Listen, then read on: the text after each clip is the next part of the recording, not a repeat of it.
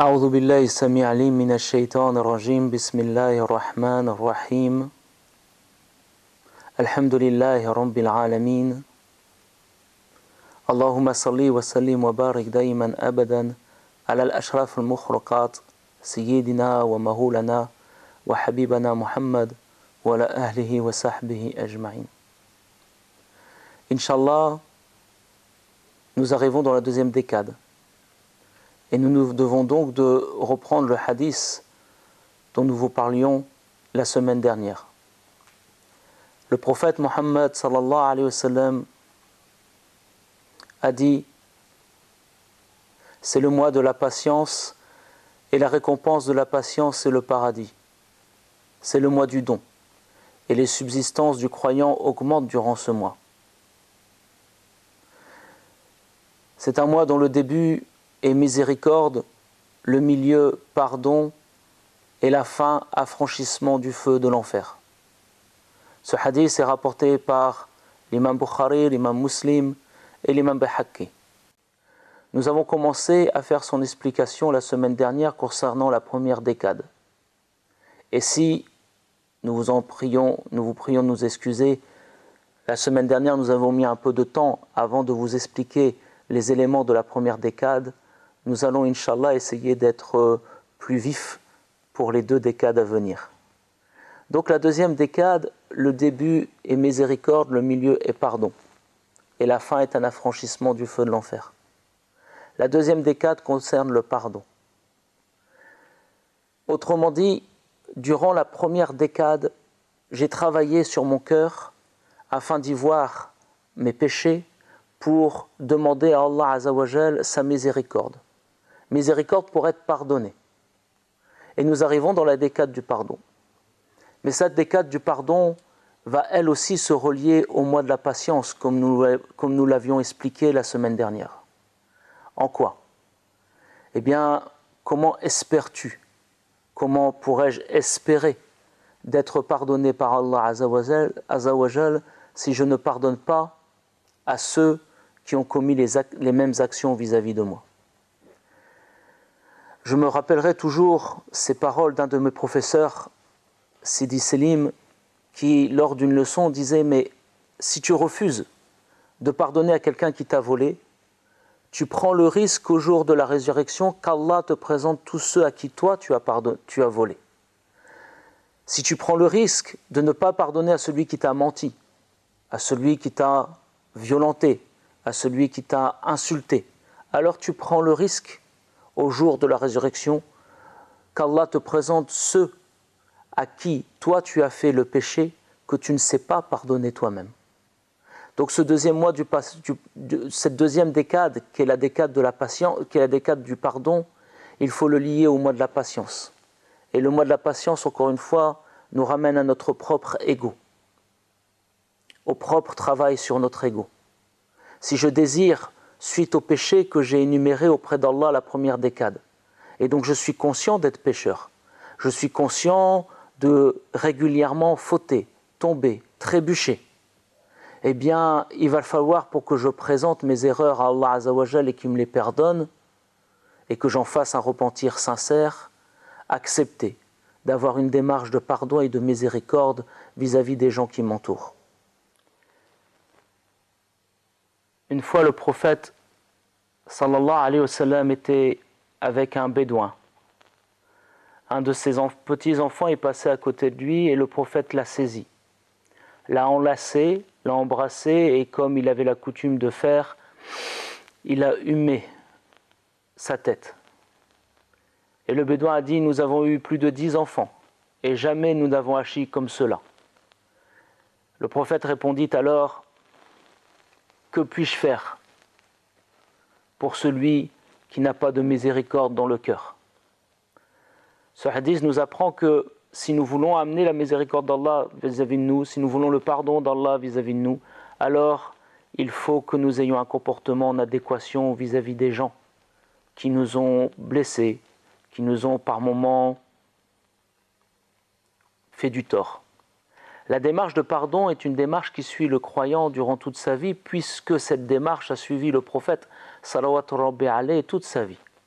Allah Azza wa Jal dans le Coran al-Karim nous dit à la sourate 11, verset 52, implorez le pardon de votre Seigneur et repentez-vous à lui.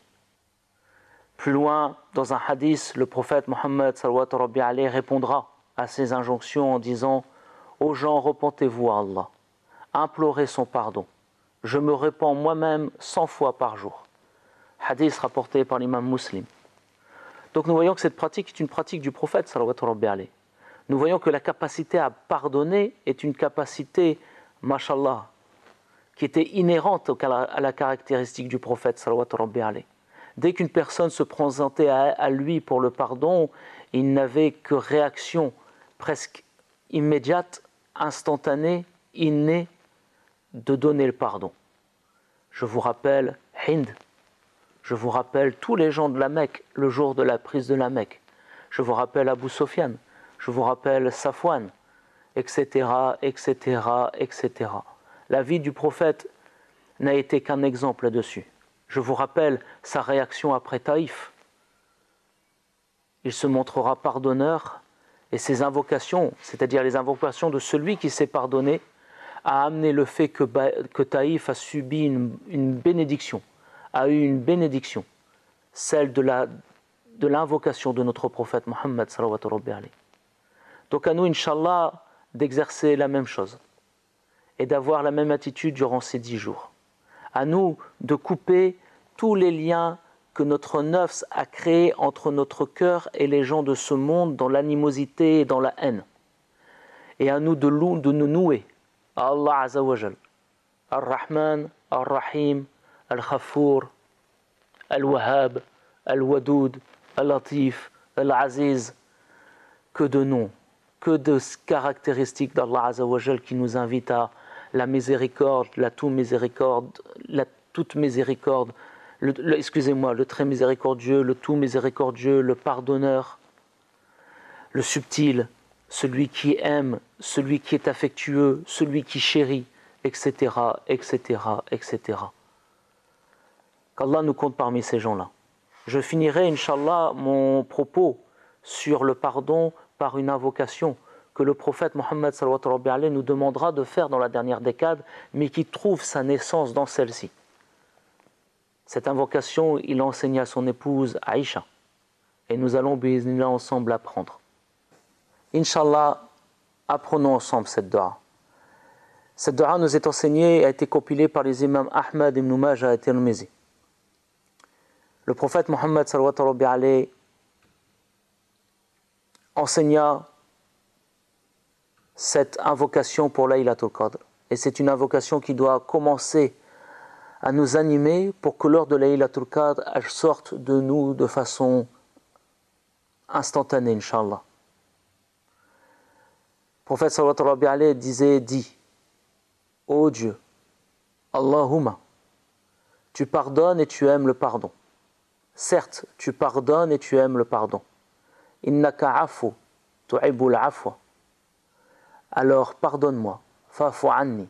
Ou alors pardonne-nous, fa'fu anna. Fa'fu anni, pardonne-moi. Fa'fu anna, pardonne-nous. Inch'Allah, à nous, bi'iznillah, d'étendre la miséricorde d'Allah et de souhaiter pour nos frères ce que nous souhaitons pour nous-mêmes.